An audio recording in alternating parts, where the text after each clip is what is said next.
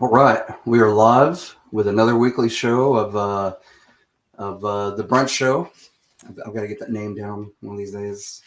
The The late Rejects late Brunch show just Show. rolls off the tongue a little easier, is all. Yeah, I keep wanting to say the Late Show. That's probably where my brain is at. I stayed up way too late last night. But anyway, we're here with our co-host Cody House. Thank you for joining us, sir. And Oh, pleasure. yep, and also my lovely wife, Lindsay, is here with us off screen as usual. But her floating voice is here. You'll hear her. She's our Space Force ghost. Our force. Yeah, She's our Yes. I was. Force ghost today. So, can you tell me why a Force ghost needs to sit down? Well, he's tired, man. He's just really tired. Even he's just Have you ever been so tired that no amount of sleep will restore your untired? Apparently, that works beyond he was whatever forced death is. he may have just been tired of Luke's bullshit, to be honest. You had to sit Well, down before he said something. Yeah, like In God. Luke's defense, Obi-Wan is, and it's not really the movie because, as a lot of Star Wars fans like to think out, like Lucas did not have everything planned out. Like he had a general idea of what happened, Mhm. but like there are inconsistencies, like not just in the story where Obi-Wan's like, well, it's the truth from a certain point of view. Yeah, okay, Obi-Wan. And like, and I trained him, and I blah, blah. No, you did it because Qui-Gon died, and you promised Qui-Gon you would train him. Like, you didn't want to train him. You're like, who's this little kid? Why are you bringing him along, Qui-Gon? Yeah, like I guess now I'm stuck with this burden. Thanks, Qui-Gon. You know, But I and then guess leave it. let's Oh, go sorry. ahead. Go. No. You're fine. You're I was staying on top. I I was was gonna about to s- make another smart ass quit, but just being facetious. But yeah, let's start with A New Hope, 1977. Um, wow, that's it. We're done. That's all I can say. No, What? Well, um, I'm gonna start by continuing, even though I think these three films are not going to be hard for us to find things we like about them, because I believe, I mean, there might be some Star Wars fans out there that got hot takes, but I think for the most part, the majority of Star Wars fans like all three of these movies. And to some Star Wars fans, these are the only good movies in the Star Wars franchise. you know, the only thing that I will equate with the the prequels and what I think people rag on Hayden Christensen, but I think that Christensen's whininess matches Luke's whininess in these movies. Like it's It the like father, like son. Like It the is Skywalkers were similar, just born to be but whiners. I guess Mark Hamill is just a little bit more gifted as an actor. Oh, for sure, he can So sell his whininess, and Hayden did have a little had a hard time, but also the dialogue. That's another thing that I wanted to. And you did bring up the fact that Harrison Ford and those guys ad libbed a bunch, but overall, that is one of my biggest things is the dialogue in this. Yes, it's delivered better because of the actors, but the dialogue is the same. The dialogue is the same cheese space opera. Now, well, space opera is the key word because George grew up watching Flash Gordon and Flash Gordon, Buck Saturday Evening. Rogers. Yes. Yeah, and that's where a lot of the scroll in the opening titles comes from. Mm-hmm. Yes, for Another sure. thing we're not pointing out is that there are collaborators on the scripts for Empire and Jedi. So there are other screenwriters kind of coming in and polishing Lucas's draft too. Like to many people, Lawrence Kasdan is the reason Empire's as good as it is. Oh, Empire is my favorite of the, and it's jumping ahead, but I will tell you right now that Empire, to me, is one of the greatest sequels in movie history, and it improved. It definitely improved on the series, and to me, like A New Hope set the tone for Star Wars, but Empire set it. It set it in stone. To me, I'm sorry, I'm jumping ahead, but talking about the trilogy in whole, Empire and Chasm really elevated that franchise. Well, and let's not throw Irvin Kershner, or what was his name? Irvin Kershner. Yeah, let's not throw him under the bus. He had a big part of why Empire's as good as it is too, as the director. Oh, for sure. Yeah, for sure. I definitely wouldn't throw him under the bus either. But if we A New can, Hope, just like, here's what I want you to do. I want you, even though we were born in '83, I want you to, as an audience, close your mind and let's travel back to 1977, if you can imagine it. We're all in bell bottoms and in denim, Canadian tuxedos. We have helmet hair and porn stashes. Before that, we've had Star Trek. We had movies like Silent Running and Soylent Green and all of these other like dystopian future movies, like sci-fi, but nothing like Star Wars. no, because what is the biggest? I would say at this point, it's what 2001 and Planet of the Apes were the two biggest sci-fi movies. Yes, yeah. So imagine, if you will, you hear about this new movie coming out called the Star Wars, which a lot of people were calling the Star Wars. And I think that was one of the original titles. They dropped the Z, and it was just Star Wars. And you go to the movie theater, and there may be a long line, unless you were one of the lucky ones who saw it first, saw a screening or something like that. Sit down, and you hear the Fox theme come on. It gets silent, and then all of a sudden you're blasted with John Williams' amazing score, and then you first see those spaceships come overhead. And I will take you back. Now this is like young-year-old Chris. I say young-year-old because I can't remember the exact time. I was probably 5, 6, 7 years old when I first saw these movies. Maybe younger. I don't know. My dad took me to Return of the Jedi a few weeks old because he wanted to see it, and I guess didn't have a babysitter. So that was probably my first, although didn't notice it, experience with Star Wars. But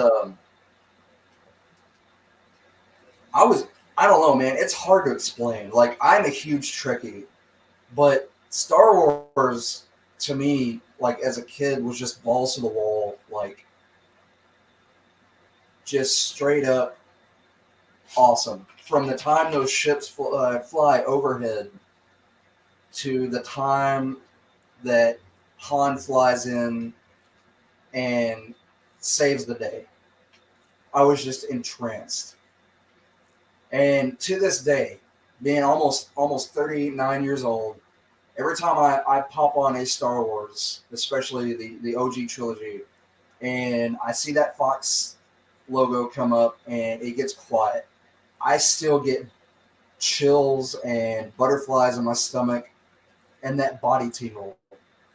Because no matter how many faults that you can find with Star Wars, and believe me, I have found plenty as a fanboy, I still get those chills. Like it, all those faults are just don't turn me off of Star Wars. Like it still amazes me, and in a day and age of computer technology and CGI and things looking just so much better than they did, that model work and those special effects are still just the greatest. And that's a part of it is just the special effects. Because in 77, all of that was just top of the line, top notch, and especially with the budget they had to work with. Mm-hmm. They pulled through. And it's not just Lucas, it's everybody. Like people are like, well, George, he's the god of Well, Star he Wars. had very inventive and creative sound effects and special effects workers. Gary Kurtz, who produced the first two films in the trilogy, is a very powerful figure for why these movies were so successful. Paul Hirsch, the editor who edited the first two films in the trilogy, because when he screened this film for some of his friends like Spielberg, Scorsese, Coppola, and Diploma. Paul Hirsch is an editor who worked a lot with Diploma, and Diploma Well, like Marshall gave Lucas too. yeah, um, but Diploma was like giving Lucas all kinds of hell about the plot holes in this Right. movie. But I want to. I really think that Spielberg is the only one who's consistently stood by him. I'm Well, not there. saying his other friends like haven't over the years, but Spielberg has he has gone to the sets. Like Mm-hmm.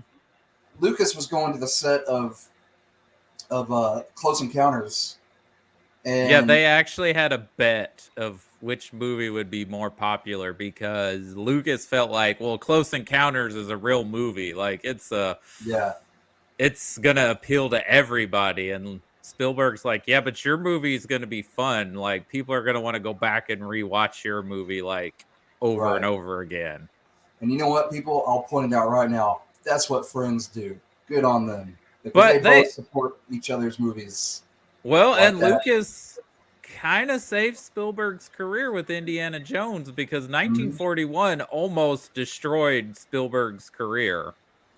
Oh yeah, even Spielberg came out and was like, I'm just not good at slapstick comedy. Like I wanted to, like I had a vision, but it just didn't translate. Like it's still a fun movie. Like I still get laughs out of it, and I like all the cameos and the actors and stuff. But yeah, slapstick comedy is just not Spielberg's But forte. they're of similar influences and fun, or at least Spielberg embraces more of that part of film, whereas those other three guys are great directors, but they're a little more film snobby, right? Right. Like Well, Coppola's an artist. He cares more about the art than the money or anything. And you could mhm. argue maybe Lucas cares more about the money than the art. Scorsese is a film scholar, and Diploma is not really into sci-fi. Well, That's not his thing. let's rewind a little bit. You said Lucas cares more about the money.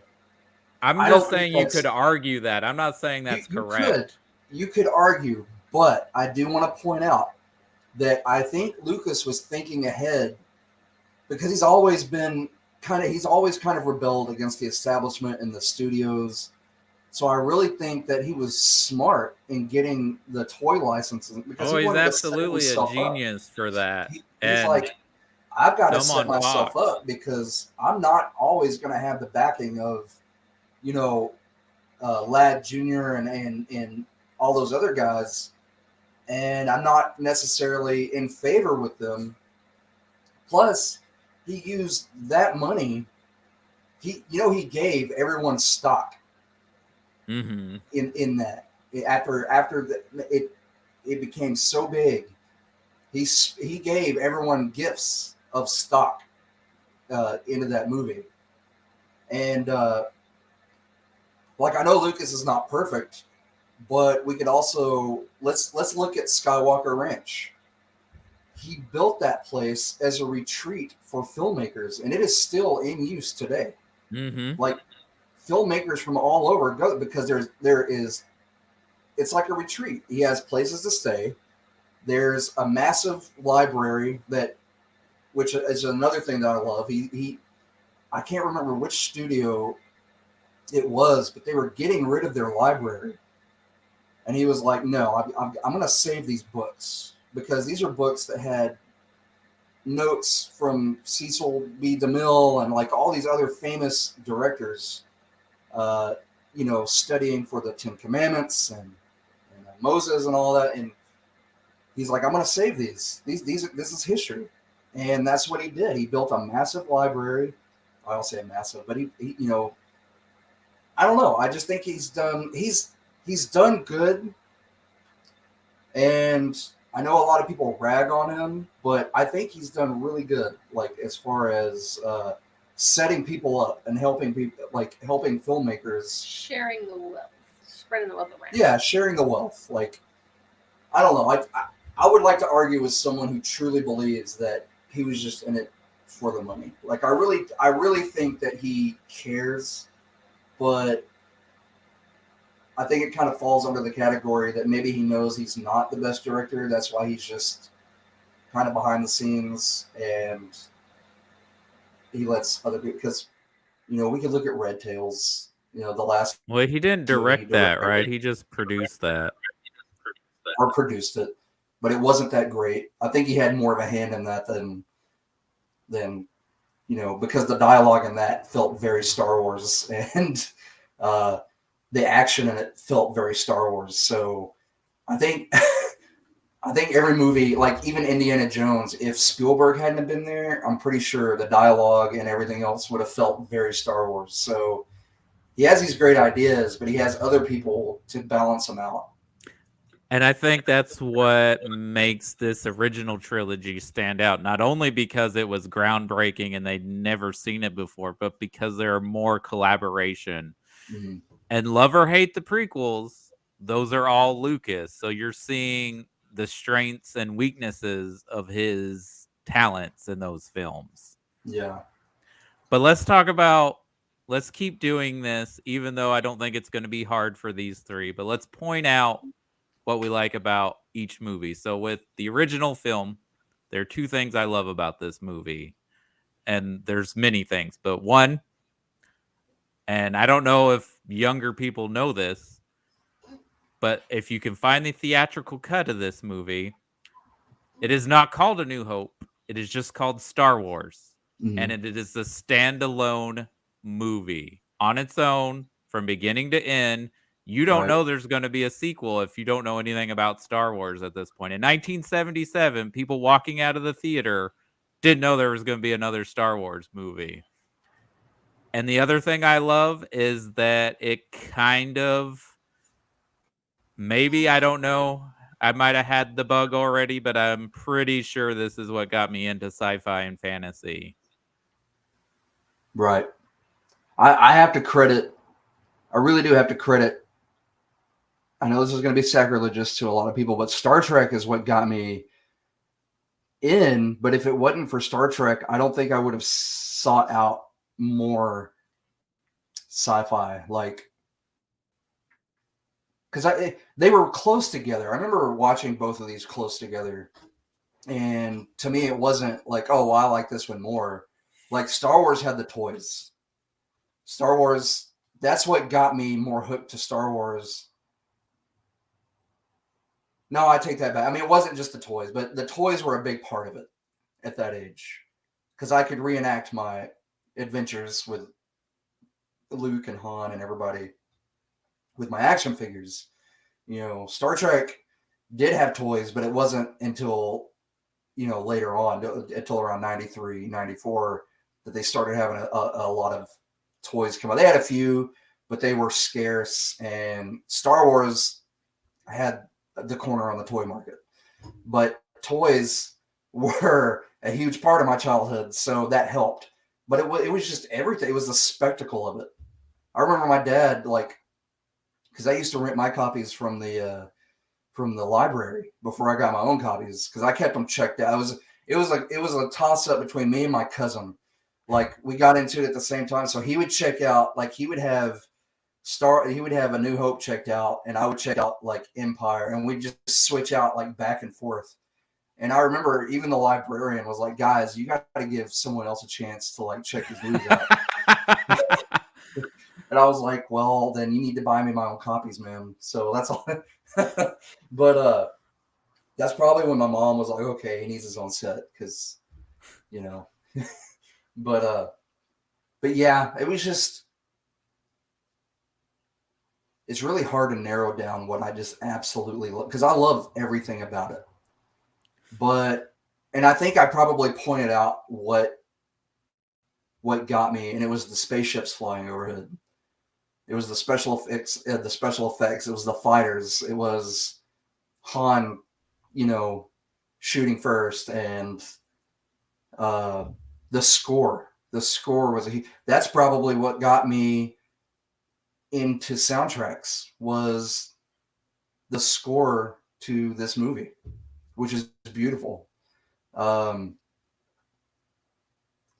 Yeah, it's really hard to pinpoint just one or two things that I love because I love it as a whole. Like this, yeah, I don't know, man. I know I'm It's babbling, like but looking at a painting and being like, what is your favorite brushstroke? Well, I don't really have a favorite one. It's when they're all together that it makes it the art that I appreciate. Because really, the only bad thing that I will point out, and it's not bad if you understand where he was coming from, is the dialogue. The dialogue is cheesy, but with everything else going on, you don't pay attention to that.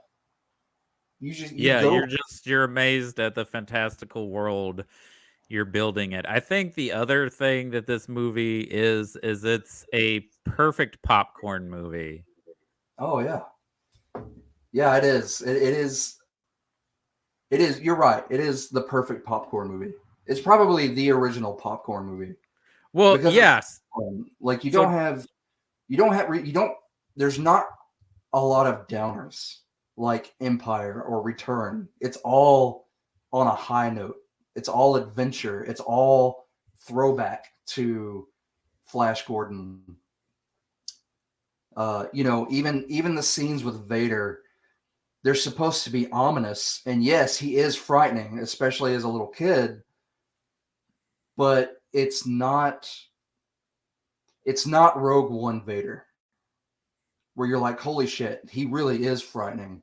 It's frightening as in Emperor Ming is frightening in Flash Gordon,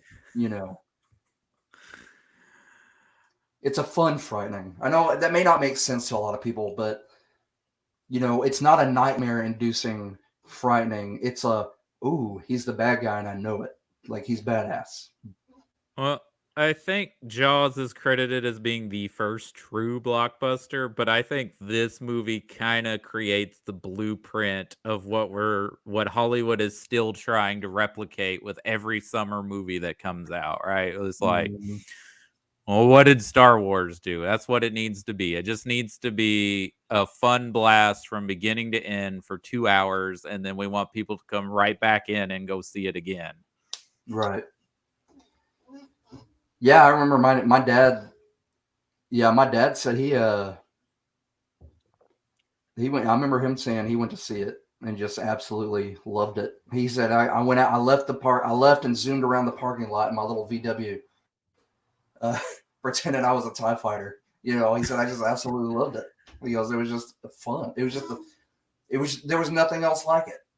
And my dad grew up reading Edgar Rice Burroughs and sci-fi and fantasy and all that. So he was in it. He loved Star Trek and all of the early stuff. But he said, I just never seen anything like this. I mean, you didn't see spaceships flying around like they did in a movie, and light laser swords and blasters and things like that. It was so new. It was just jaw dropping. Like And today we have so many other things to compare it to, but, and I don't know if anyone else can do this, but in my mind, I can block all that out.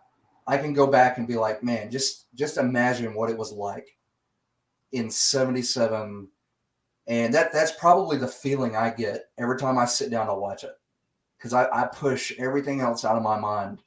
And from the time that Fox logo comes up and you hear it, and then you get that pause, I still get butterflies. And I'll probably, till the day I die, I will get butterflies on my stomach. I'll get the tingly feeling.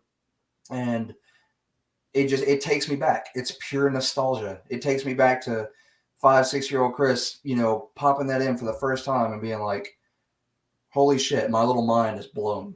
Like, well, and the cover art for these original posters is very homaging of those 30s and 40s sci-fi pulpy stuff. The Hildebrandt brothers. Yeah. Amazing artwork on all three of those posters.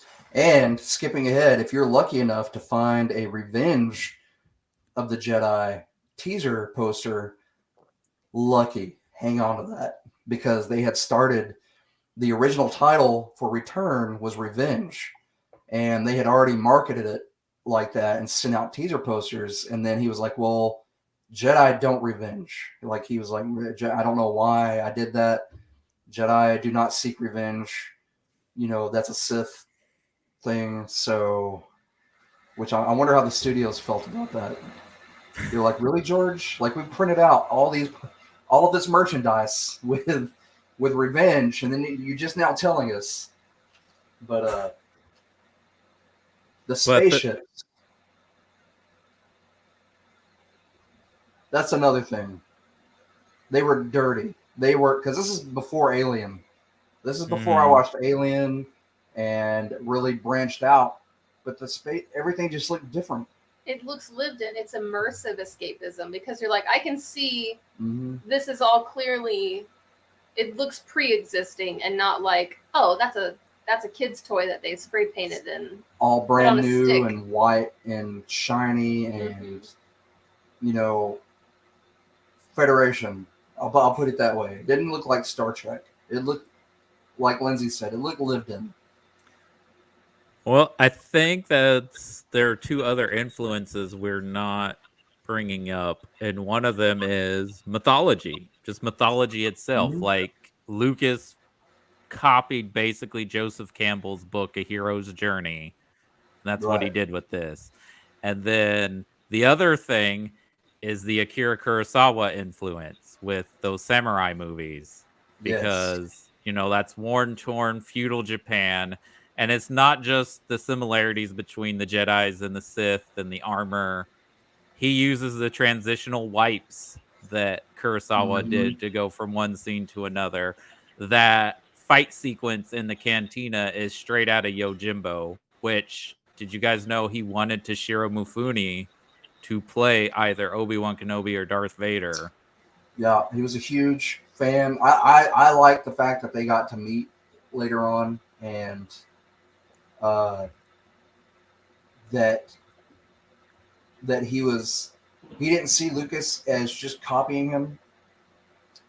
I think they became really good friends. And well, Lucas and Coppola actually produced one of his movies. Like, they got Fox to do the U.S. distribution for Kagemushu, because at this point in Kurosawa's career, he was not working very much, and he was kind of on the downhill slide of his career. And they kind of resurrected his career. Right. It was a restoration effort. That seems to be George Lucas's thing. Yeah. Restoration for of the better or worse. Yes. Right. Yeah. Well, I mean, we can look at Howard the Duck. Well, look, people laugh at that movie, but I think it's fun for what it is. It's an early Marvel movie. It was, to choose Howard for an adaptation is ballsy, even back then. So you have to give it to him for that. And I think if people are all stoked about the Rescue Rangers movie that's coming out, they can all be quiet about Howard the Duck. Yeah. Well, I don't think Rescue Rescue Rangers is gonna have a scene that Howard the Duck has. What's that? It's not gonna have the scene that Howard the Duck has. No, I know. Leah Thompson. I'm not comparing the two as like. Although an eyeful of a scene. Thank you, Leah, for that. Leah Thompson. It was questionable. The romance between Howard and it wasn't really a romance. The suggestion between. When did Howard the Duck come out? 1986. There were a lot 86. of questionable decisions being made in the 80s and arguably up to today. Yeah. So. But at least it could have been worse. I'm saying the idea for like an anthropomorphic animal main character was a ballsy move. But if you didn't have people making questionable decisions like that, you wouldn't have some of the other things that you appreciate more now. I really think that led to other things. It's as weird and sometimes off-putting as it was. I really think that I don't know. I think that it was for the good. Maybe you could. I don't know, man. Let's get back to Star Wars. Back to Star Wars. Before we roll into Empire, I want to bring out 3 performances in this first film that I think really work. One, I think them casting Alec Guinness because they couldn't get Mifune, I think really elevates this movie as Obi-Wan Kenobi because you're getting like a classically trained actor come in and do this ridiculous dialogue. But he owns it even though... Go ahead. He owns it even though eventually he like kind of resents being in these movies. Right. Because to him, they were kids' movies, but he brought it. He brought it 100%. And I don't think he helped this movie so much, and it was because he brought a seriousness to it. Yeah, he brought that Bible epic movie like level of standard of acting. Like you guys can screw around all you want. That maybe it's a kids movie, but I'm gonna do this right. And another thing, I don't know if you guys have seen the 2004 Battlestar Galactica reboot. If you haven't, I highly recommend it. It's so good. But that's what Edward James Olmos before they filmed, he got together, he called everyone to his trailer. And he was like, look, this is sci-fi. And we have all come from like I've come from movies. We have all done like serious theater and serious work. And a lot of people look down on sci-fi. But we need to bring our A game to this. The only way we're going to make this work and believable is if we act like we are in a Shakespearean play. It's up to us to make this believable for people and to not make it another cheesy science fiction show. And by God, it worked because every one of them in that show brings it. But every time I think of that story, I do think of Alec Guinness, about him just bringing top-notch acting. Like, look at The Bridge Over River Kwai and those other films that he was in, starring alongside big name actors, and then he agrees to do what he probably thinks is going to be just a children's movie, and with big walking furry talking huggy bears and all these weird looking people in costume and these weird aliens. I mean, he's the only recognizable actor in 1977 that's in this. Right. And that dude nails it. That dude brings it. And since you brought that up, looking back at it, if they hadn't have had Alec Guinness, do you really think that it would have really worked the way it did? I don't know if it would have been taken as received as well critically, but I think it would have done still well, because I tell you what, Harrison Ford, movie star making performance right here, maybe steals the movie from everybody because he's so friggin' charming. Right. Well, Alec Guinness and Peter Cushing Oh, that's right. Peter Cushing's in this as nail crazy. it. Yeah. Yeah. Who, another legendary actor, though he's more known for his genre stuff, doing the Hammer horror The films, Hammer. Yeah. but still just a great actor. Yes. Yeah. I forgot. Yeah, Peter Cushing is He a is more recognizable frightening than actor. Vader is in this to me. Yeah. So yeah, He is getting those two more guys he is more definitely helped. cold blooded than Vader is. He is the only one that stands up to Vader in this whole series, other than Krennic. But that's not in this trilogy. But Nope. if you look at, well, Krennic tries Doesn't to get work a little out for him. testy with him, and then chokes on his aspirations. But Well, yeah. but if you look at the way he talks down to Vader,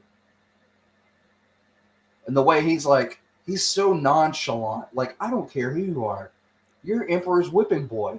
Like, I've been in this. I run this empire. Yeah, like, I don't care who you are. I don't care if you're wearing this black armor and make a noise. Like, and that to me made him more frightening than Vader. The fact that he was talking to Vader like that. Oh, and that he nonchalantly cares, like, even though Leia gives him the wrong planet to blow up, he's like, man, that's fine. We'll just blow a planet up. We'll get your people. Like, oh, and that's another thing. I really hope that the planet that Leia gives him to go blow up isn't inhabited. Like, what? Did she know what she was saying? Like, oh man, no, go blow up these people. Maybe she picked an uninhabited place on purpose. Or maybe that's where an ex-boyfriend lives. You nuke the whole planet just to get back at an ex? Dang, Karen Fisher. Dang, Leia, savage. Oh, that's where Bobby lives. Yeah, go blow up these assholes. Look over here. Maybe it was a Nazi planet. Yeah. But but yeah, like, yeah, Cushing and Guinness are probably the two. I don't want to say saving graces, because that, they're the two pillars. They class it up because they're like, oh, they got a couple of real actors in this movie. Yeah, like they are the pillars of this movie. Like, I don't think if you had them together in this and not selling it the way they did, it would have been more of a cult classic, with people like, oh, I remember Star Wars. That was fun. It legitimized I don't know if it would have.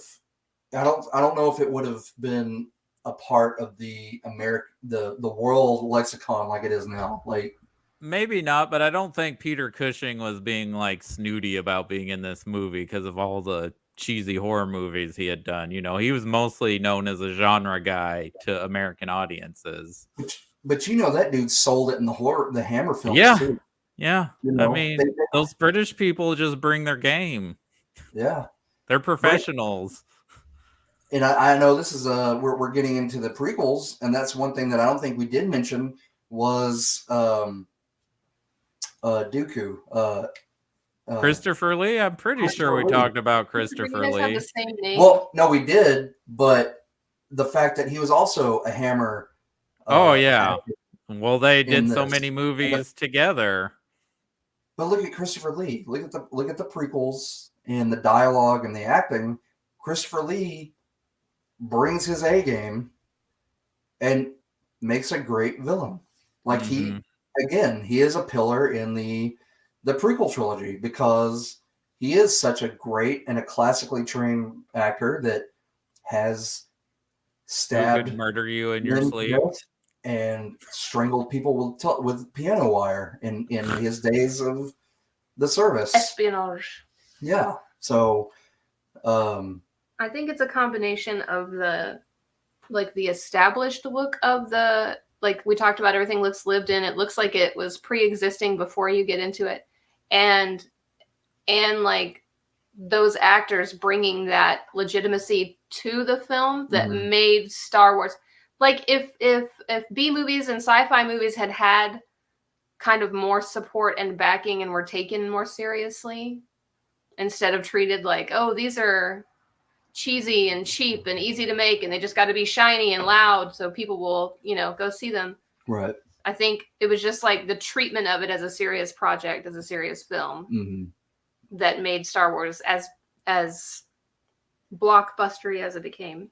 Well, it's the same thing with Halloween. Them getting Donald Pleasance to like go 110% in this low budget babysitter murder movie makes it more elevated. Like it's sort of the same thing. Like they got this recognizably gifted actor to come in and like bring it, even though like to their eyes they're like, it's just a job, but I'm gonna still act. The other performance I want to bring out, and I mean no shame to Mr. David Prowse, because I know he does most of the heavy lifting and he's doing most of the physical acting and making it intimidating. But and they did him dirty. They did him so dirty. But James Earl Jones as the voice of Darth Vader has to be up there as one of the greatest voice performances ever. Oh yeah. Oh, I agree. I couldn't imagine any other voice coming out of that suit than James Earl Jones. I mean, like he just has one of those voices. Like, just talk, sir. Right. And people, that's another thing. When we get to Return, I'll hold that thought and I'll bring it up when we get to Return. Is there anything else about the original Star Wars before we get into Empire?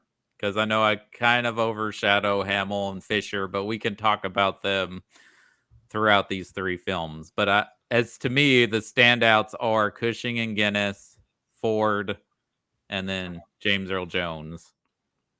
Right. Yeah, because I liked Mark Hamill, but in this movie, I will say that even though Hayden Christensen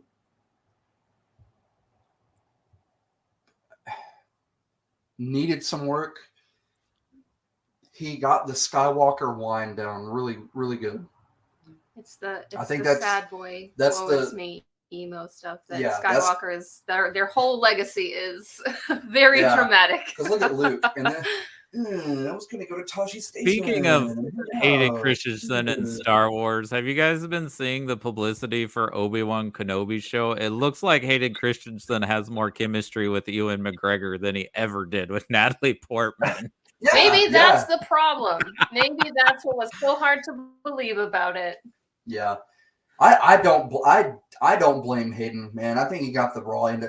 I think Hayden got the raw end of the stick, like what's it, little Annie, Jake Lloyd. Well, they weren't directed very well, for one thing.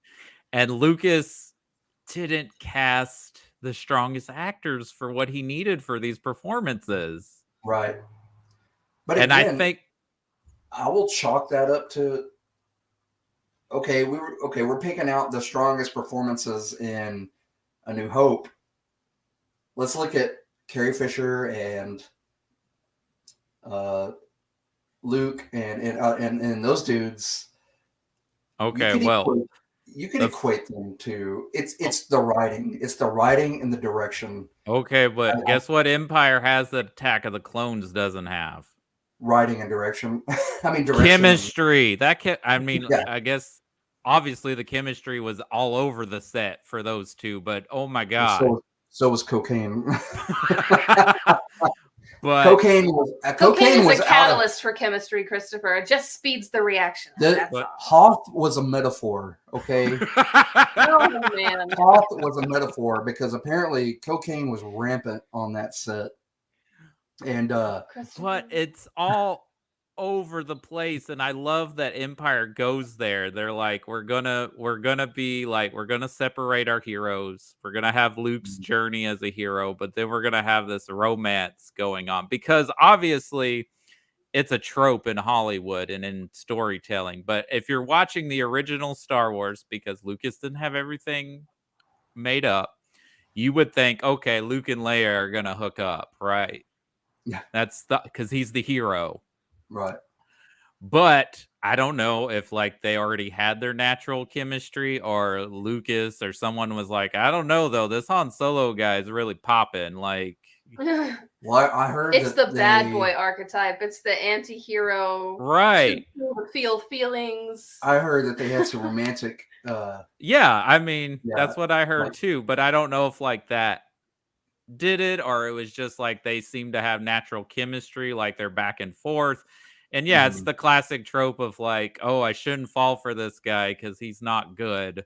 But Well, let's talk about the scene in the Falcon. where C-3PO cock blocks him. Right as he's about like that's kind of forceful when you think about it. It is a little But forceful. he kept blocking her and like wouldn't let her leave and like grabbed that tool she was working with. Not a metaphor. I'm not trying to go there, guys. I think it totes the line. He's aggressive. He's aggressive. He's being he's aggressive, but predatory. it's not aggressive as the Blade Runner sex scene. Yeah, oh my gosh. Yeah, it's not as aggressive as that. It's toting the line, but this is also, and I'm not defending it because I can definitely see where that's coming from. But this is of an era where they think that's still romantic. Right. And by they, we mean the white men writing all these scripts. But you have to give it to him in return because when at the end he was like, "Oh, okay, you and Luke, you know what? That's cool. I'll stay out of your way." And she's like, "No, silly, that's my brother." And then he has that look on his face like, "But you made out." Yeah, like they're out for different reasons now. Jesus. Yeah. Boy, don't Carrie Fisher have a type though? If you think about Harrison Ford and you think about Dan Aykroyd, she likes like floppy, dark-headed, tall guys with weird noses. But she was married to Paul Simon, who's not a tall man. No offense to Dan, but going from Ford to Aykroyd is a huge step. And I'm not saying downgrade. I'm saying looks step, and acts like a total curmudgeon. Maybe she wanted somebody who had like a lighter side, who could like not be such a stick in the mud all the time. Yeah, because I think when Harrison Ford's like not acting, he's probably like kind of an asshole to be around, you know? Right. Now Harrison Ford was a carpenter, guys. If you didn't know this, and he taught himself. He would come in and read, be a stand-in and read for people. Well, yeah, because Lucas didn't want to cast him because he cast him in American Graffiti, which he's cool and charming in American Graffiti as like, I guess, the cowboy guy, right? Because he wears the cowboy. Yeah. Oh, not Falfa. Yeah. But yeah, he was just there to help read with people, but they're like, he's doing really well in these scenes. And of all the actors who almost played Han Solo, I only see one other guy that could have pulled this type of performance off. Russell? That's Kurt Russell. Yeah. Yeah. Oh dang. Yeah, I saw his read and I was like, wow, man, that would have been different, but cool. He's too like Midwestern baby faced. Him and Mark Hamill would have been too similar looking, I think. Probably. A little too bouncy to be. Because he was pretty, let's see, 77. He was still coming out shedding that Disney kid. Because him and Hamill are actually the same age, Kurt Russell and So I guess if you think about it, it's like Harrison Ford got the opportunity to try out multiple times, basically. Like he got more time with the material and with like casting directors' eyeballs on him, and it just worked out, didn't it? If you look at the table read, the table read process, he's like, he has the attitude of like, yeah, I'm just a stand-in. Like I'm just gonna read it, and he's it still works nailing for Han it. Solo. Yeah, because I think it's that I don't give a shit attitude. I'm just here to stand in.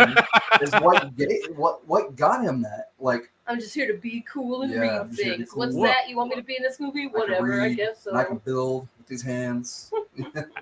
I think it helps though that he's a little bit older than the rest of them too, because Right. like that helps with that weariness and pessimistic view. Yeah, he has Yeah. a lot more life experiences that were less than pleasant Wow. compared to the other two characters, so it really balances it out. It just dawned on me talking about Kurt Russell. That's who Alden Aldrich reminds me of in Solo. Is he has a Kurt Russell vibe Solo instead of a Harrison Ford vibe. He's like I an think- alternate universe Han Solo. Yeah, I think that's what is kind of off in Solo. Yeah, that's what it is. He comes off with more of a Kurt Russell vibe in that than he does. Yeah, very cheeky, very grinny, very smirky. Yeah. Like, whereas okay. Han Solo is, I'm sorry, Harrison Ford's Han Solo is more like your granddad. He's like, I don't have time for this. It's straight up. Like, well, I think Nick Nolte or Christopher Walken would have been too weird as Han Solo. Oh boy. Yeah. And especially Nick Nolte. That would have been a trip. That'd have been a definitely curmudgeon. Oh god damn. Yeah.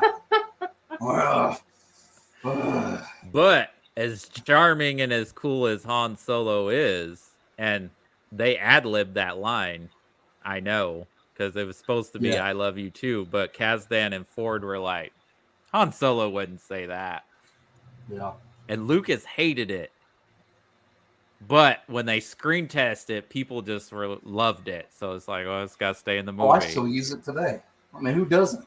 What's that? But I love you. I know. I could argue that Lando Calrissian is way more charming and sexy than Han Solo. Oh, he is, and it's the capes. The capes just. Well, it's also not just the capes. It's like it's just Billy D. Williams, man. Nice girls. It's just Billy D. Williams. That man oozes charm. That dude could sell me a Colt 45. He's just making sure everybody at the party is having a good time. Okay? That dude could sell me a Colt, and I'd sit there and drink it and just listen to him, even though it tastes like crap. Like, but yeah,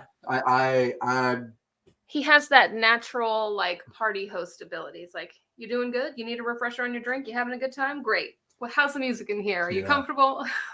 Well, who do we Billy D. Williams is the cool version of a restaurant owner / manager. You know, when you go eat out and the guy comes by or the lady or whoever, you guys doing good? You need anything? How's your... It's like the super cool version of that, though. Like, if Billy D. Williams stopped at your table and asked you how you were doing, you'd be like, I'm doing great. Thank you. Doing a lot better. Thank you for sitting down with us. But the capes definitely help when you can do that like magician flair in and out of scenes. Like, whoosh. Yeah, not many people can pull that off because most people you'd be like, what are you doing? That's ridiculous. Why are you wearing that? Yeah, it takes a confident person to pull off capes, swishing in and out. That made me want a cape. I was like, let's bring capes back. Orlando. Well, I have always been pro cape. I'm just saying, I just don't have the opportunity to wear so many, especially now that it's hell outside. You know what? Speaking of people who who talked back to Vader, let's give it to Lando. Hey, yeah, because Lando was like, that's not a part of the deal. Like, Ray, I don't alter the deal any further. But that's, yeah. He stood up to him. Like, well, he's trying to take care of his city. He's in charge of these people. He doesn't want the Empire coming in and taking over. Yeah, give it up to Han. Han, Cushing, and Boba Fett are the three people besides Palpatine that I noticed were like, you don't scare me. that breathing, that Well, black armor. so what's the deal with Boba Fett? Is he just known to just like friggin' kill his bounties because he's like no disintegrations? It's like Boba Fett just straight up murdering people when he captures them. Yeah. Boba Fett's one of those people that's like, I'm gonna do my job one way or the other, but I'm gonna make it easier on myself. Yeah. But I like where he's like, dude, if you kill him, like, I'm gonna get less money on this bounty, and this is a big bounty. I think it just depends on how they act when he comes to arrest them, like to take them. If they go Maybe without that's just fight, the Mandalore sure. way, because the Mandalorian's like, do you want to come in cold or you want to come in hot? Yeah. Or But warm? I don't think Boba was an actual Mandalorian though. Well, wasn't Django? Well, he was supposed to be, but I think they retconned that. Oh, did they retcon it? Okay. Because in Boba Fett, he's taking his helmet off. He's not really. And I thought I remember. I mean, once you've been inside a Sarlacc pit, you're a new man. Right. But he claims either he is a Mando, but a non-practicing Mando, to where he will wear the armor and he calls himself a Mandalorian. But I don't think he is a hardcore like devout. So this is the way type of guy. Yeah. Because I don't think Jango Fett was a full-on Mando. Okay. And that's where Boba kind of got his idea, picked up his clone dad's armor and the Boba Fett ship and everything. That's where he got it from. So I think he took on that persona because they were feared. They were feared throughout the galaxy. So, but I don't know. I could be wrong. Look, the lore has changed so much over the years that I will admit that I'm out of the loop. I used to be like well versed in this stuff and could give you names and when this happened and when that happened and what's going on in the lore. But there's just so much to keep up with. It was a lot easier to keep up with it back then because there wasn't as much as there is now.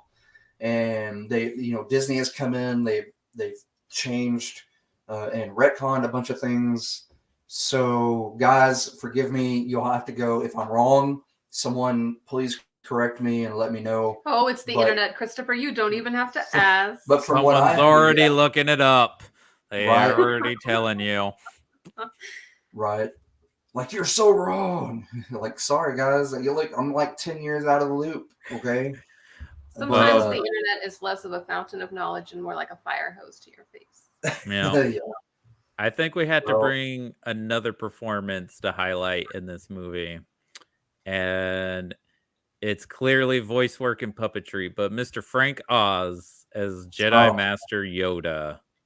He made that puppet believable. I'm sorry. Like when I was Yoda's. It to this day, like my brain does not accept him as a puppet. Like in the back of the grown up part of my brain is like, oh yeah, he's a puppet. But then the front part of my lobe is like, that is the cutest little creature I've ever seen. And props to him. I want to pick him up and carry him on my back. And then I just totally forget that, there's a man behind him with a voice. He just feels so natural to me. And that is because of Frank Oz and his master puppetry. Yeah. His master puppetry did that. I think I was locked into this character because I was such a Sesame Street and Muppets kid at a young age. I'm like, well, that sounds like Grover. That kind of sounds like Grover. Yeah. I'm like, this is cool. And I love that, like, Luke has created such a small character who is so powerful with the Force, even at this point in his life where he's kind of like done with it. He's like, just leave me alone on my swamp planet. I'm eating whatever weird stew I'm making. I'm just chilling in the swamp. And then this scrappy kid comes along, and he has to teach him how to be patient and to be at peace with the Force, which Luke is not at peace with the Force. Mm-hmm. He's got a long way to go. And then he's got all these issues that Obi-Wan tried to hide from him, because Obi-Wan always stayed in the fight. Yoda did not. Right. And that brings me back to believe that, like, Yoda got his ass kicked by Palpatine. Mm-hmm. And Yoda is, like, up to this point, one of the most powerful Force-sensitive beings. That's why he's a master. And when you get your ass kicked, boy, that'll take you're the wind out of your master. sails. Yeah, and how long has it been since Yoda probably got his butt kicked, in his 900 years of life? It's probably been a long time. I'm pretty sure that was very humbling to him. Not only that, but realizing that the Jedi were in their heyday, like they were at the peak of the Jedi and their rule. I'll say rule because that's what it is. They had so much influence that they let someone like Palpatine come in under their nose and manipulate everything like he did.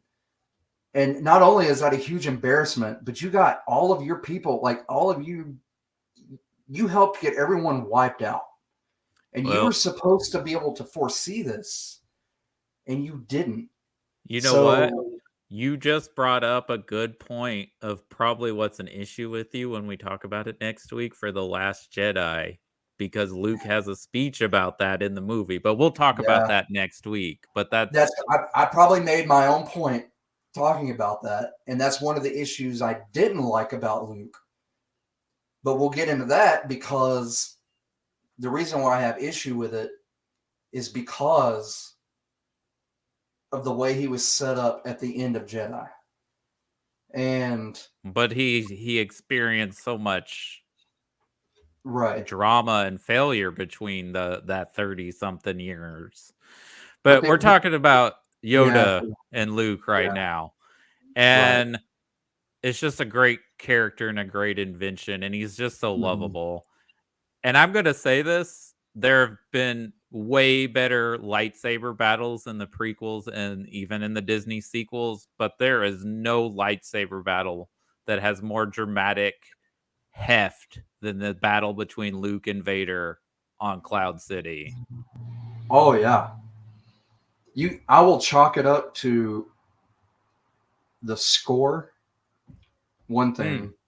Yeah, come on. That Imperial March Vader score has got to be one of the all-time greats. And maybe the only job in history you don't want a promotion in, when he kills that admiral and he tells that other dude, "You're in charge now." You see that guy's look on his face like, I don't want to be in charge. Yeah. Oh, well, I'm dead. We're all dead. Yeah, like that promotion was my death sentence, basically. And then I think it's funny in Jedi at the beginning where he's telling that one dude, he's like, "Yeah, you need to make sure you double your things because the Emperor's not as I'm like, not as forgiving as you. You're just straight up murdering people when they make a mistake. So what's the Emperor gonna do?" This is a toxic work environment, and I am submitting my 2 weeks notice 2 weeks ago. Black coffee without sugar.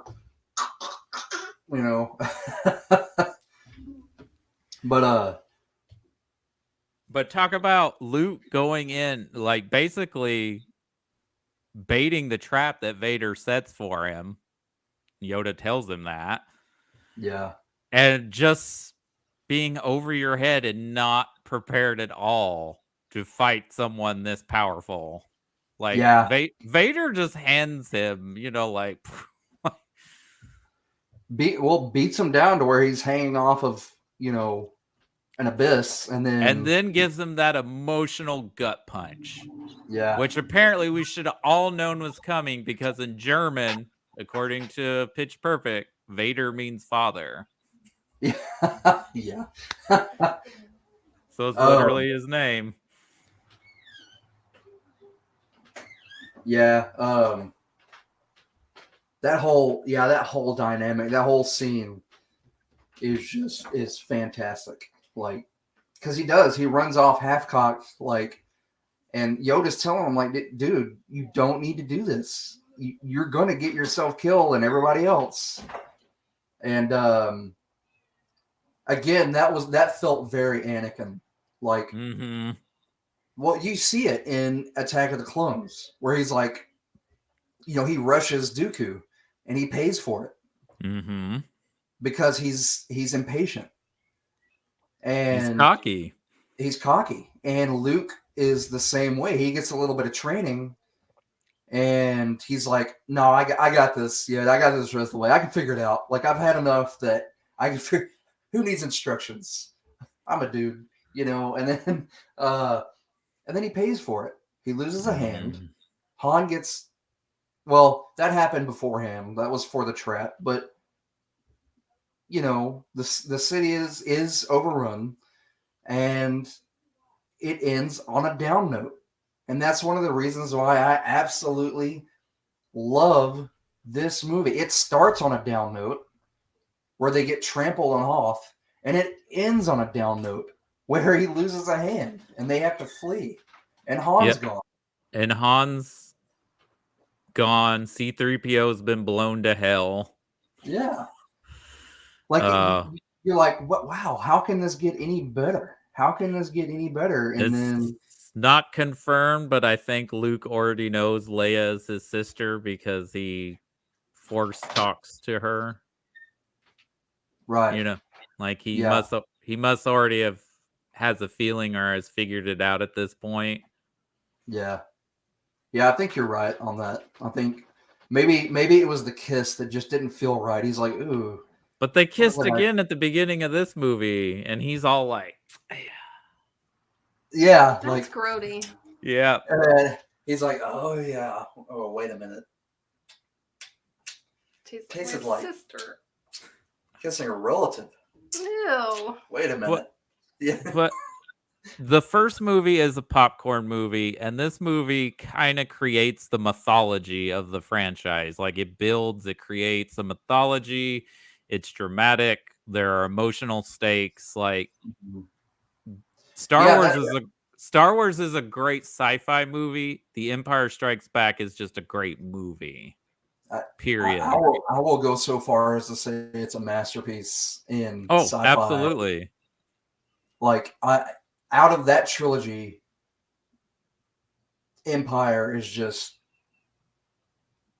amazing. It's just a masterpiece. That's all I can say. Like, it's just I gotta ask an opinion because, when we talk about it next week, I think this is a big reason they got Harrison Ford to come back and do The Force Awakens. But do you think that Han Solo should have died? Because they don't really give him much to do in Jedi. Yeah, other than being a love interest. Like, I'm glad he came back as a fan from a fan standpoint, but logically, from a story standpoint, he probably should have died or stayed frozen in carbonite. Because you're right, they didn't really give him. I mean, they give Lando the ship. They give Lando the Falcon for the Death Star. Why is he wearing Han's clothes at the end of the movie, though? That's weird. Like, did he just need to change? And that was like Han just has those black vests and shirts. Same that's outfit all he hung up in his closet, just like a bunch of them. Han, you don't have any other clothes?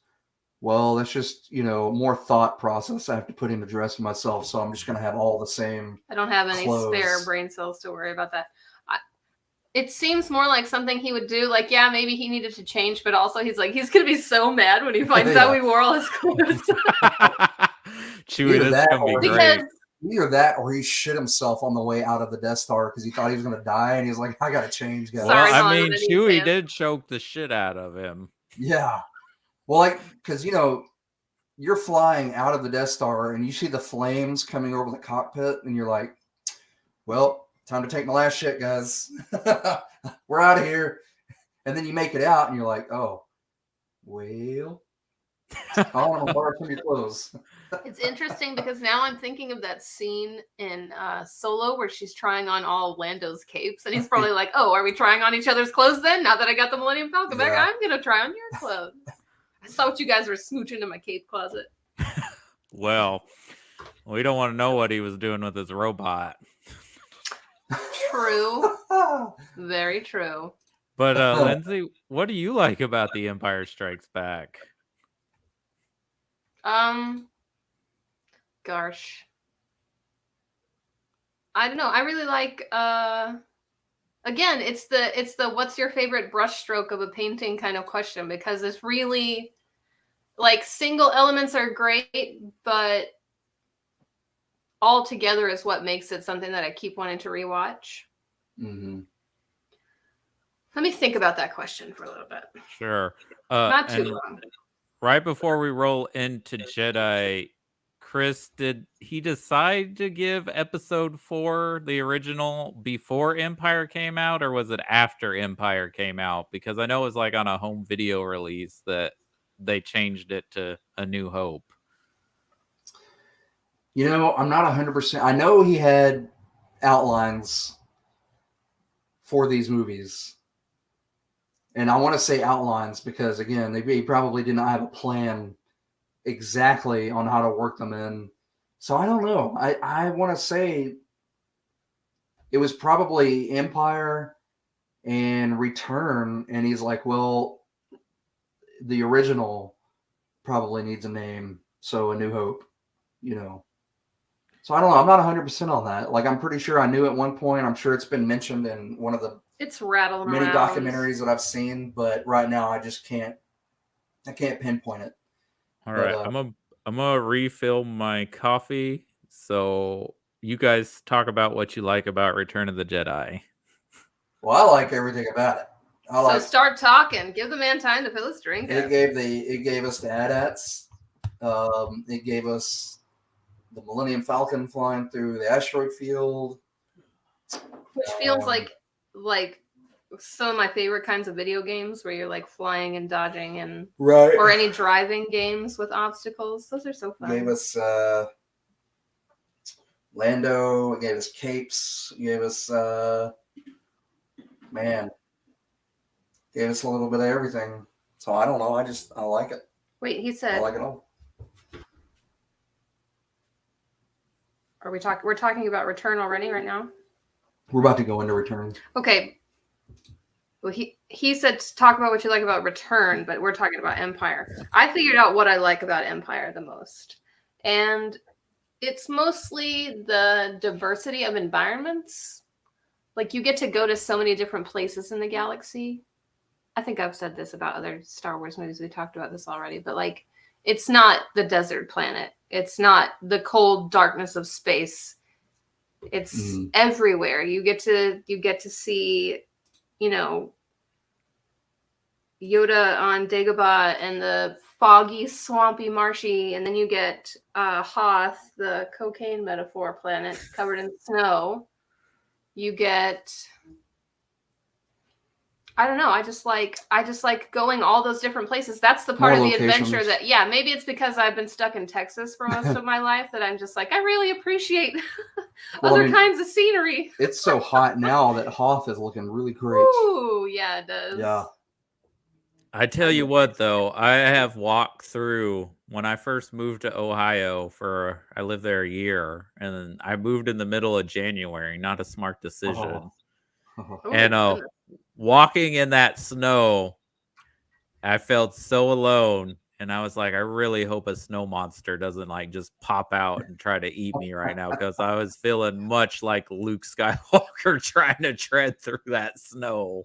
Right. When you have to like physically fight the environment just to like walk from one point to another, that's pretty. That's like walking. Have you ever walked through a sand dune?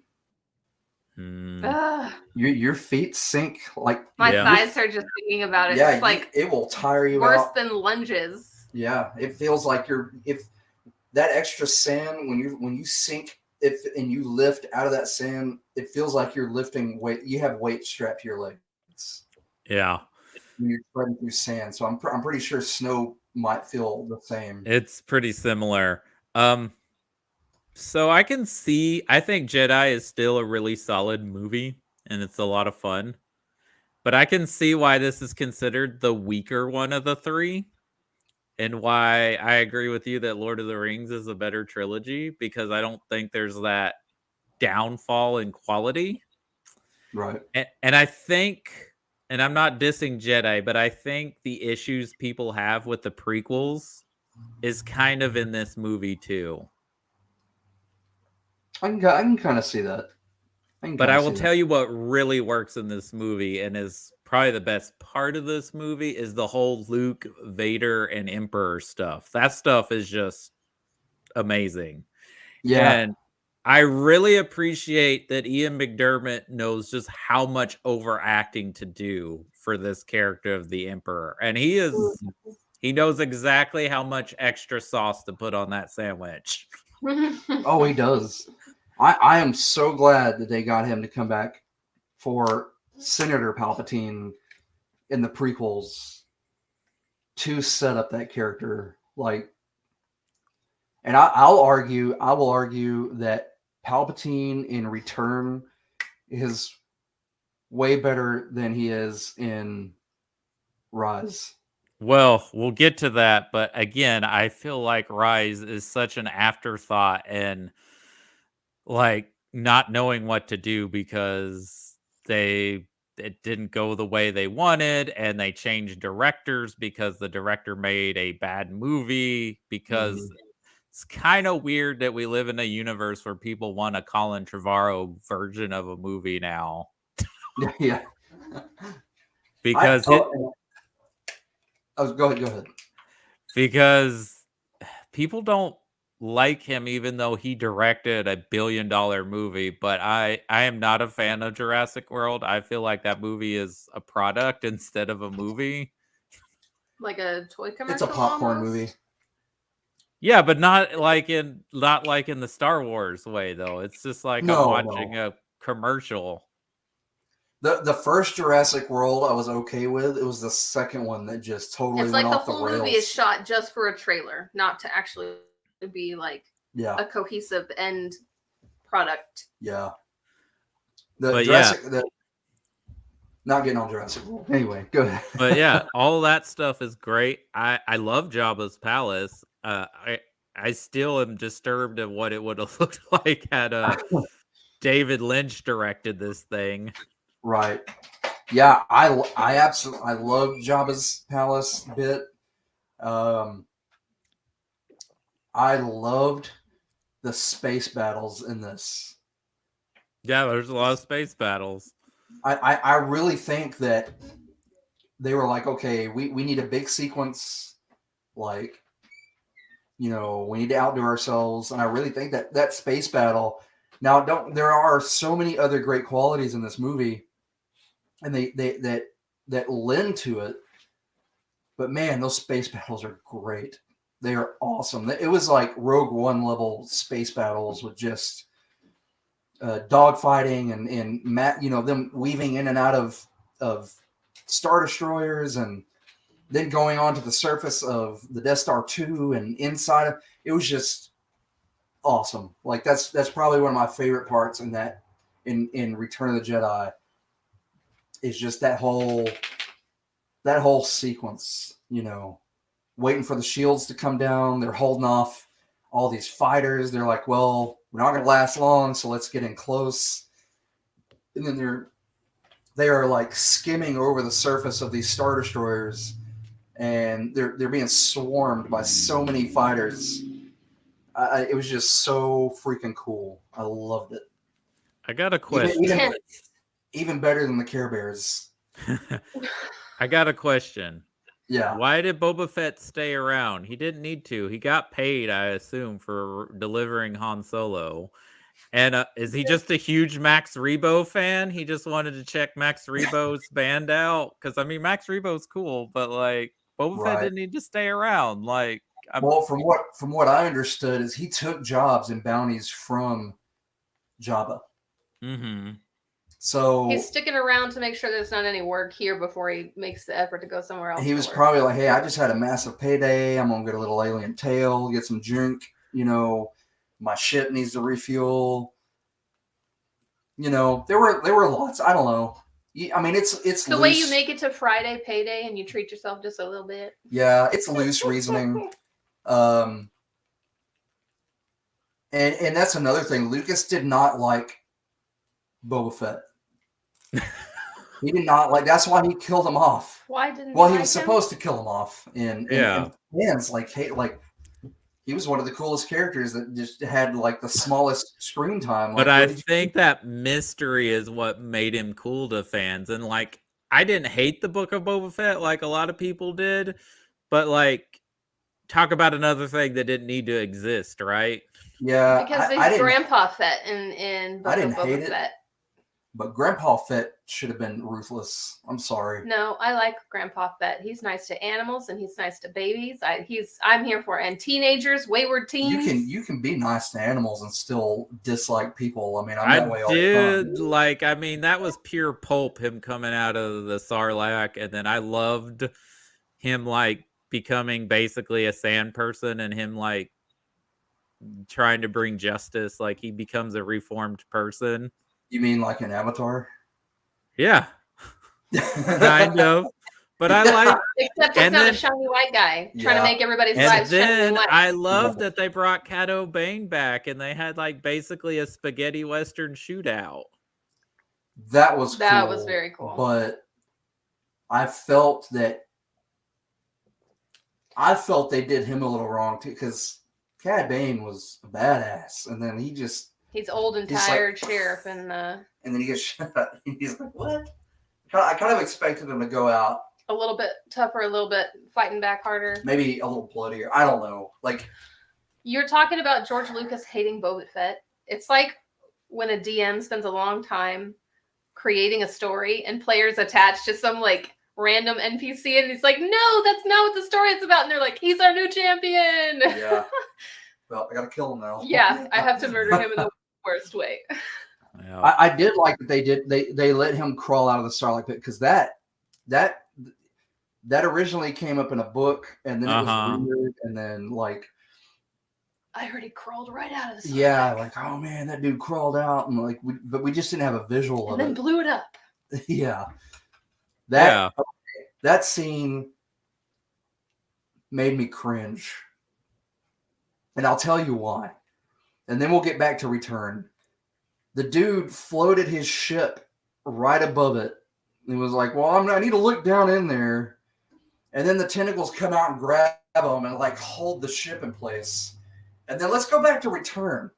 A tentacle fucking came out and grabbed Lando by the leg and couldn't pull him back in. But he's holding a massive ship like in place and trying to eat it. And I'm like, really, dude? Like, well, it's very hungry. Its food has just escaped. Yeah. And I'll tell you a movie that kind of rips off the beginning of this one is the third Pirates movie rips off the beginning of Return of the Jedi in a lot of ways. You know what? It's been ages since I've seen it, so you'll have to fill me in on that, because I remember they were in a desert, or they went to Chow Yun Fat's hangout. That's right. And it's very Jabba's palace vibes. I remember that now. Because I remember, and all the weird, like, dudes, like, bathing, and they had, like, crustaceans on them and stuff, and just weird looking. Yeah, I could see that vibe. Also, like Kevin pointed out, the Ewoks are badasses, okay? And I want justice for whatever the song they sing in the original version. Is it Yub Grub? Yub Yub. Yub Yub, yes. That is the song. You know that John Williams' son, his 8-year-old son at the time, he let him come up with the lyrics to that. Oh, no, that makes sense. He helped him write that. You're telling me he co-wrote with an 8-year-old? And he co-wrote with his still 8 or 9-year-old son. A banger today. Yeah, the Nyub Nyub. Well, song. If you can get your hands on the original version, because they took it out in the special editions. I got it. On soundtrack, on album. Yeah. But Yeah, I can see that. I'm one of those that didn't really bother me like the Look, I'm special edition. perfectly fine with Lucas making as many different versions of this movie as he wanted and retconning the prequel stuff in there, but I think that we should have an option of which version we want to watch. Oh, we should. And him doing that, and in the interviews that I've seen, we still have the originals. We can get a hold of those. We can find them. We can track them down. If you don't like the special editions, that's fine. Watch the originals. Yeah, but it is If you hard to find now. Like, if you're if you're I not have the buying last it version that they sold, which has with been the 2 disc with the each side having a yeah, I've got that. as a special feature disc, and someone tried to argue with me that they haven't released it on DVD. I was like, yeah, it was like very brief window that They they did. released it. And Yeah, it's been like over 15 years ago now. But right. now that Disney, you own this, release the original versions. Let us Mhm. have an option. Put it out on Blu-ray 4K, put it up on Disney Plus. You can do it. Right. That that never bothered me. That just seemed like something for a fan to gripe about. It's hard to get a hold of. They're out there. You can still get a hold of it. You still have those memories of that.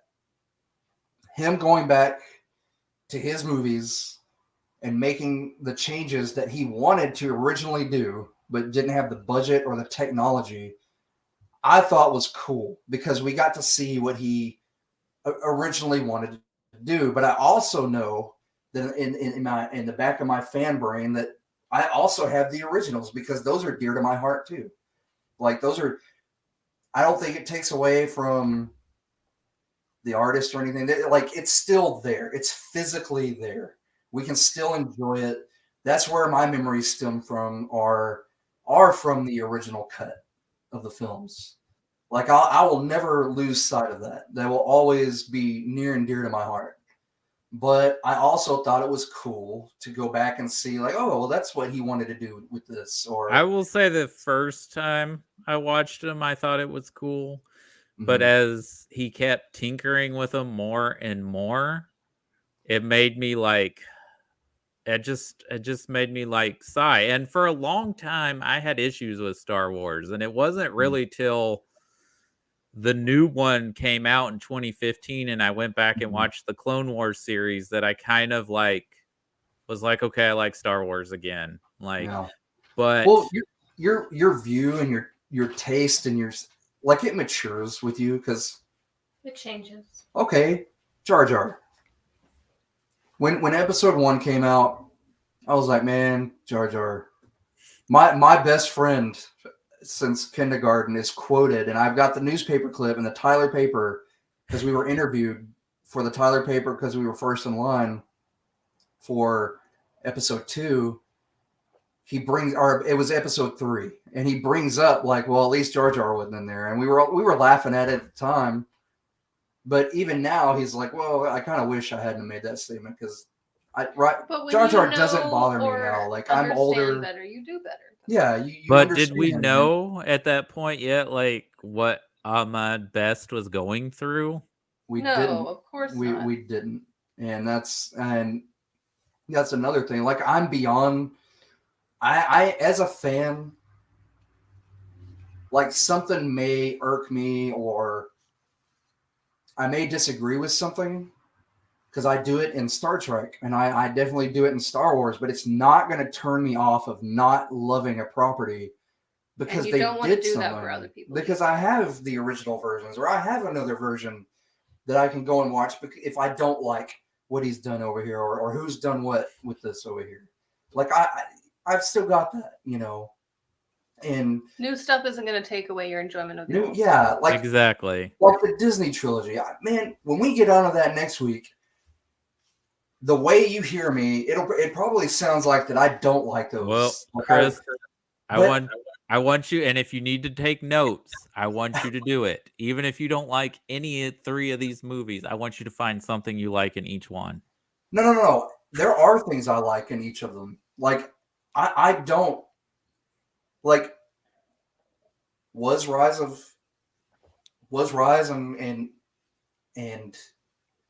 Last Jedi were they kind of disappointments? Sure. Like it wasn't what my fanboy brain was expecting, but I still find enjoyment in them. Like I still think they have great scores. I do find things that I enjoy in all three of them, even though I do find some fault in them.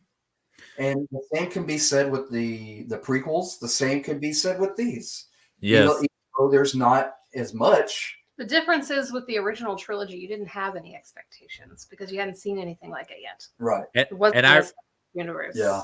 And I read something that expectation and anticipation of a movie is kind of killing the experience of watching a movie because so many people build up in their brain and in their head what they think a movie's going to be. And then when that movie isn't what they wanted it to be, then the world is over.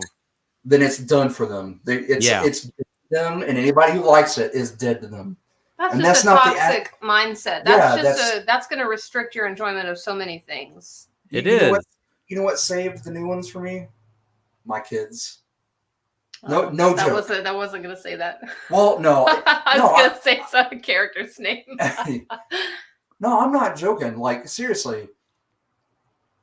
If honestly, if I hadn't had kids, I probably would have leaned a little heavier into the things that I didn't like about them. But I always come back to those kids and those kids I saw at the theater that day. Just enjoying the shit out of themselves. Enjoying it. Not nitpicking it. Not because they don't have expectations. Try to go in with a fresh, open mind. And that's since we've started doing these podcasts.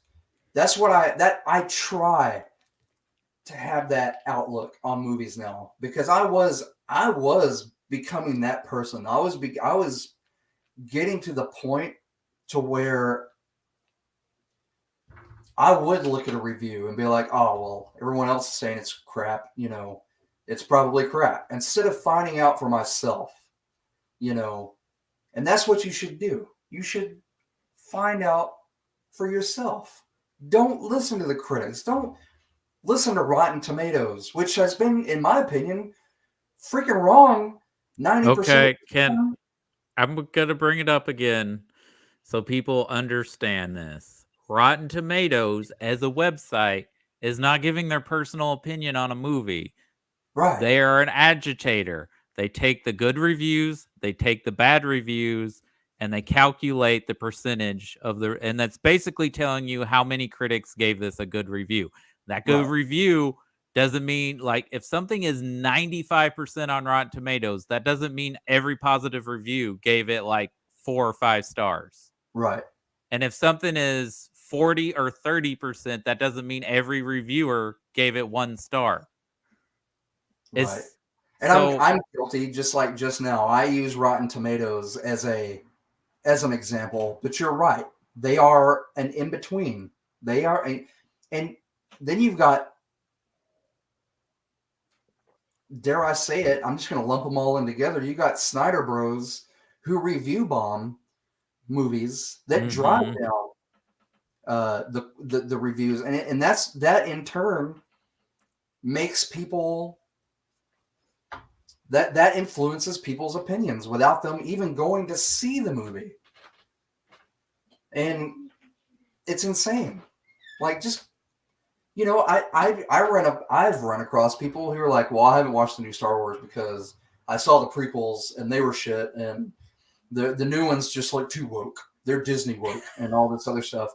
But they haven't watched it for themselves. They don't make up their own freaking mind. Well, I don't want to get my personal beliefs all out, but I don't understand why woke is a bad thing. Woke is not a bad thing. Someone this morning was talking in a Star Trek site, was like, well, Strange New Worlds is not Trek. It's all woke Trek. And I'm like, oh boy, woke Trek. You might need to sit down, buddy, because we need to have a long talk. And that's all I said. And then he posted this thing about being woke and being garbage and liberal and all this. I'm like, dude, then you have totally missed the whole point from 1966 on what Star Trek is all about. Because I can on both of my fingers and toes point out episodes that deal with woke subjects. And I guess you're in it for the pew pew. I mean, watch a different show. If you're in it for the pew pew and nothing else, then so be it. But I look for the metaphors. I look for the meaning behind this stuff because that's what they've always done. How does that go over your head? And I know we've talked about that before, but I am flabbergasted, dumbfounded how you could grow up watching these shows and claim to love them like you do and be like, oh, well, let this be your last battlefield. Well, that wasn't about racism at all. That was just one guy was white and on one half and black on the other, and the other guy was opposite, and they were just fighting. That's it. How could you not see that?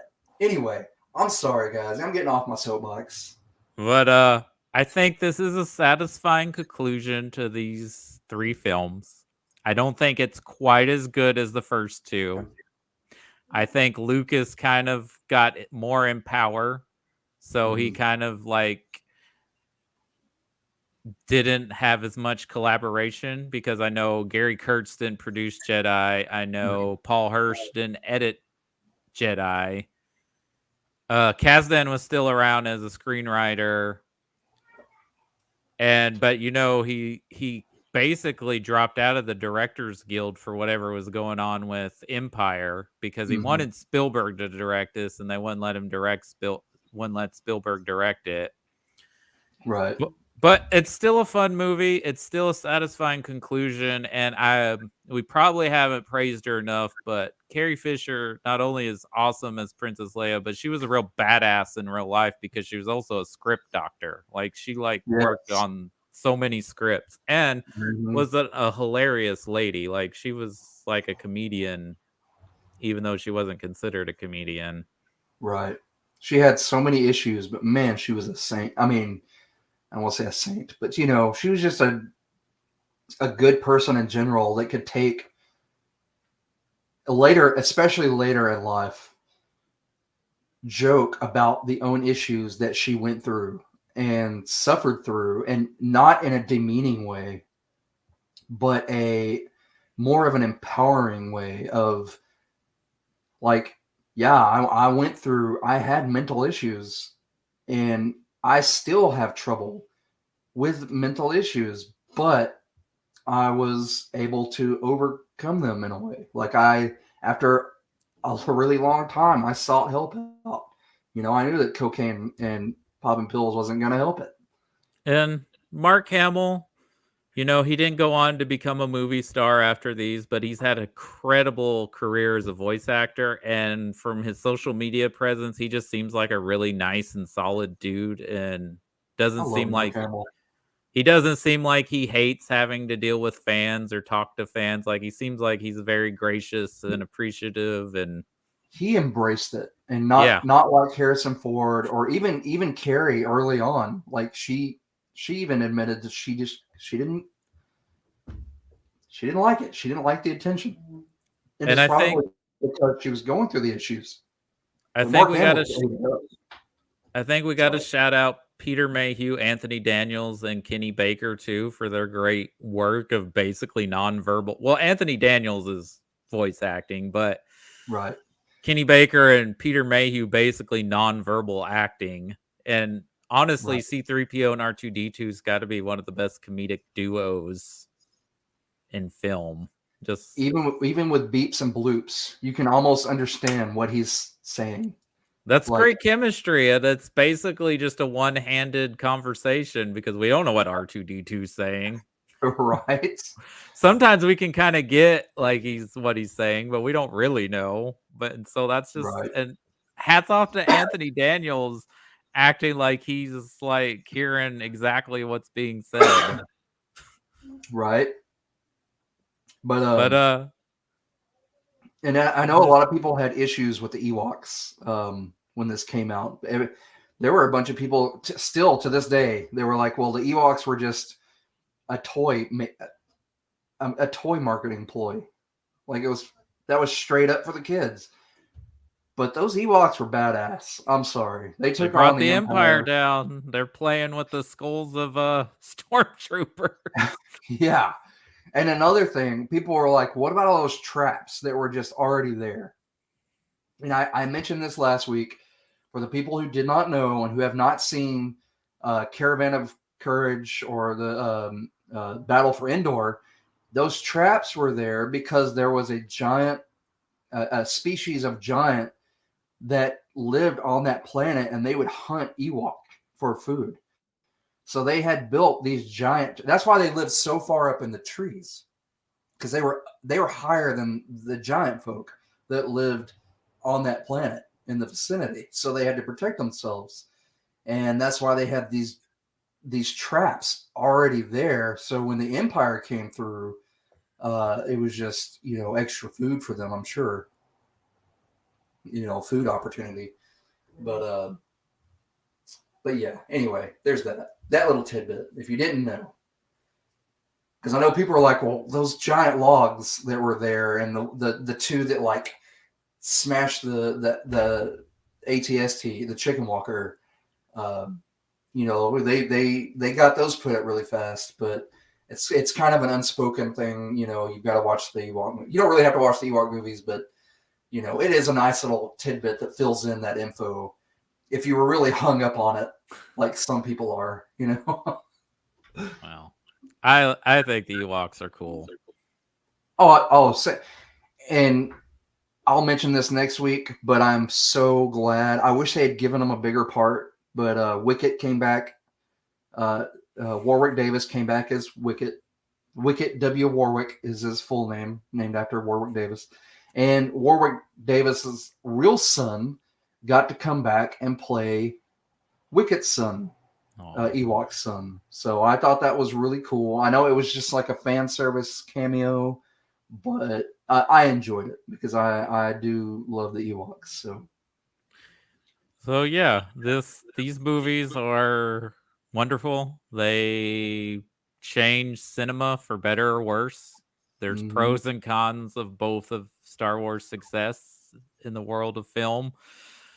They introduced a generation, probably got a lot of people into sci-fi and fantasy that wasn't their thing yet, and Harrison Ford became a movie star. Right. And George Lucas sleeps in a bed of money forever. he's drying his tears with his hundreds, But Lucas was in Hawaii when this movie came out because he thought it was going to bomb. He was actually kind of hiding. The original. Yeah, and he did think it was going to bomb. He was in Hawaii with Spielberg because they vacationed together, and they got the news of what a hit it was, which had to have been a shock because he got sent with during the making of A New Hope. He came close to having a heart attack. Like he was exhausted and had to go to the hospital, and they're like, "Dude, you're one artery burst away from a heart attack. You've got to slow down," because the stress on that picture was massive. Because he had the studio coming in almost every day. Like, what are you doing? Like, what's going on? And if it wasn't for Alan Ladd Jr., I think it would have turned out a lot different. Yeah, it's really great when you have producers or production heads who really champion and support movies and filmmakers to get a vision made. And I wish there were more of those. There are still people out there doing that because people keep crying that original cinema is dead. It's not. You're not putting your money there. And I get it. It's not in the foreground. And I just posted the other day with Ethan Hawke talking about that. Yeah. Like, superheroes aren't the problem. Superhero movies are not the problem. They're fun. and they're fun. I will always go watch a superhero movie, unless it's Snyder. But anyway, no, just joking, guys. Kind of, maybe. But I will always love superhero movies. They're fun. They can be epic. But original cinema is still there. It's just not in the foreground like it was because everyone is playing it safe.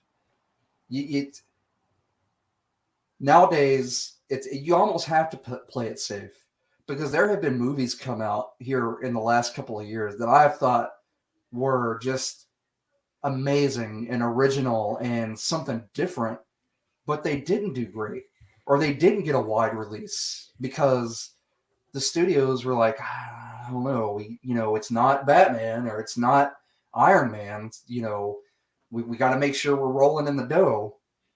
So they're not taking the chances like they were.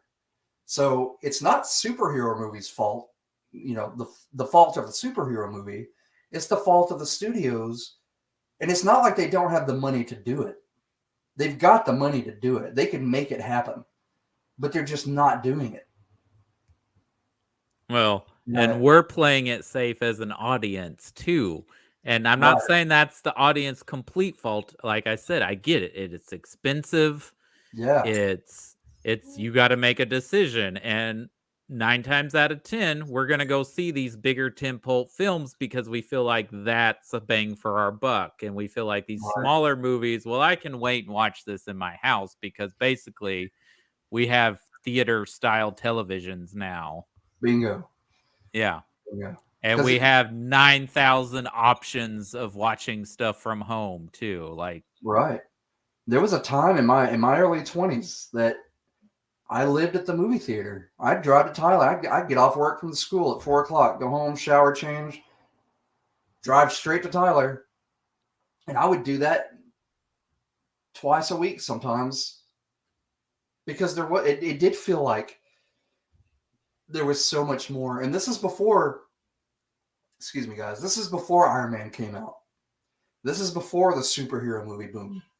So I could go take chances and watch, more movies that were coming out. And today, it just seems like you can't do that because, like you said, Cody, it's become more expensive, and you kind of conditioned yourself to be like, well, I don't know. I don't know if I want to take the chance on that. Even though it looks great, I don't know if I want to pay money to see that. I've got to choose. And 9 times out of 10, you are going to go choose to see Batman or Iron Man or Spider-Man or whatever's out at the time. well, and we also live in a culture, especially with the Marvel movies, we don't want to be spoiled. And we know people are going to post crap on the internet. So we're like, I got to go see it. So when stuff's posted, I won't be like, oh no, the movie's ruined for me. Or I want to be able to talk about it to somebody at work because they went and saw it and they're going to be blabbing about it. Right. Yeah. Thanks for watching. If you were watching, if you watched later, great. If you don't like these movies, let us know why. I feel like these are the only 3 Star Wars movies most fans can all agree on. Mm-hmm. Right. Next week, we're going to get in another divisive group of films. We're talking the sequel trilogy. And actually, I think all 3 of these movies are divisive because I think even people who like all 3 of these, you like all of them to one degree or another more than all. You don't like, I don't think anyone likes all 3 equally. Maybe I could be wrong. There could be someone who loves all 3 equally. I am that person. I will. I know it feels cheap saying that I like the safest one of these out of the 3, which is the first movie, but that's just the way the dice falls. I mean, that again, personal opinion. I know that you enjoy Last Jedi a lot, Cody, and I want to hear your opinions. Like, I'm hoping that maybe you can change my mind next week, because that's. I'll try. I don't hate it. Okay. I just felt disappointed in certain aspects of that movie, and we will get into that. Like I don't hate these movies. Like again, I will say this, and I will die on that hill. There is some little kid that went into that movie that it was their first Star Wars movie. To them, that is Star Wars, and it is not my place or anybody else's to tell them that they are wrong because of what I don't like about it. And I will try not to be that person. So if you enjoy these movies and you like them, I applaud you. I really do. And if you find, I want to hear, and I'm sure you do too, Cody, I want to hear what you enjoy about these movies. I want to hear about Some Stranger. Like, you know why I don't like them because we've talked before, and I want to hear your opinions, but I'd love to hear what, like somebody who watched it for the first time. Maybe this trilogy is their first introduction. I want to hear and I want to know why you feel that way. Like, it's just interesting and I love it. And if it makes you feel, if it gives you tingles and butterflies, then that's what counts, because that's what it's there to do. It's for the butterflies and the tingles. It's not there to make you hate film. Even though we could find so many faults in those movies. Yep, but One. that's next week. We'll talk about it. We will end Star Wars with maybe a falter, maybe hope. But and then we're going to talk about the influence of Star Wars, and especially because it's Asian Pacific Islander month, I feel like we got to talk Kurosawa. So we're going to talk The Hidden Fortress, the film that inspired A New Hope. That'll be fun. And then I will go on a diatribe about how they still are homaging other Kurosawa films within the franchise of the original trilogy, the new trilogy, the prequel trilogy, the TV shows. It's everywhere. It is part of Star Wars DNA. And Mandalorian equals Lone Wolf and Cub. Which not Kurosawa, but also samurai. It's very much Lone Wolf and Cub, yes. And then we're also talking The Big Lebowski next week as part of our Coen Brothers series. And enjoy the rest of your weekend. Stay cool if you're in Texas or anywhere where it's hot. And if you're not where it's hot, I am envious of you because I do not like this time of year in Texas. It's brutal. Well, Dakota was getting a snowstorm the other day, so like they were having snow. I was like, what? Like, we're burning. We're on the threshold of hell down here, and you're getting snow. So enjoy it, bastards. Well, that can be brutal over there with their snow. So, right. The dude was grilling. The dude was like, hey, it's snow, but I'm grilling. I was like, good for you, buddy. I love that. But anyways, thanks everybody for watching, or if you watch later. And yeah, if you are a young viewer who has never seen the original versions of Star Wars, try to find an older relative or person who might have a copy. They may not let you borrow it. Maybe you can go over to your older brother or uncle's house and watch the original versions, because I don't let anyone borrow my copies because I'm like, I don't know where I'm going to get another version. So right, I have those. Watch it. I'd rather them borrow my VHS copies than I would my DVD copies. I'm like, you got to come over here and watch it, or just watch the special editions, because right. But watch both. Watch both, because I think the original. Nothing's going to touch the original. Okay, guys. But the special editions do have some merit, and I think it's interesting to see what he wanted to do, but couldn't because of budget restraints and technology and things like that. Both versions are so interesting. But yeah, start with the original copies if you can get a hold of them, like Cody said, for sure. Like, watch the untouched, unspecialized versions of these movies. Goodbye, everybody. Enjoy your Sunday. Peace out. And may the force be with you. May the force be with you.